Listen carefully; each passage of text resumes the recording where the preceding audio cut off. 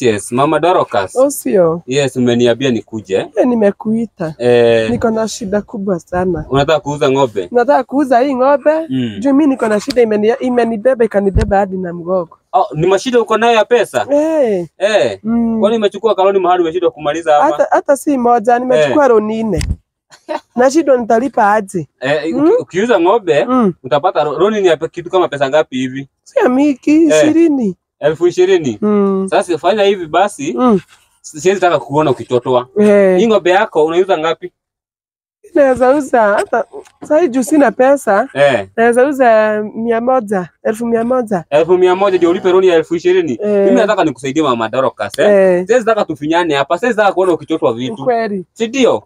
Tunaliania hapa. Hii ng'ombe mimi sitaki kufinyilia. Nipe tu na 30,000. Unajua ukipatia 30,000 utabaki na 10k ya juu hiyo.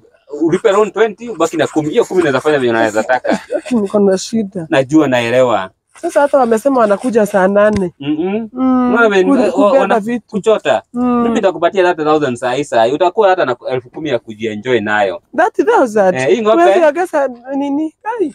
Itaenda na 30,000 hii. Ulikuwa umenunua pesa ngapi hii ng'ombe? Lakini ninunua 80. Ulinunua 80,000. Sasa lakini ni venye mashida iko. Unajua economy iko juu sana sio hiyo wakati. Ni kweli. Shilingi ya Kenya ikilinganisha na dola. 30,000 juu sasa karibu akuje wanisote. Nikupatie 30,000. Baba. 30,000 haina shida. Hata nitakupatia cash, si ndio? Haki. Sawa.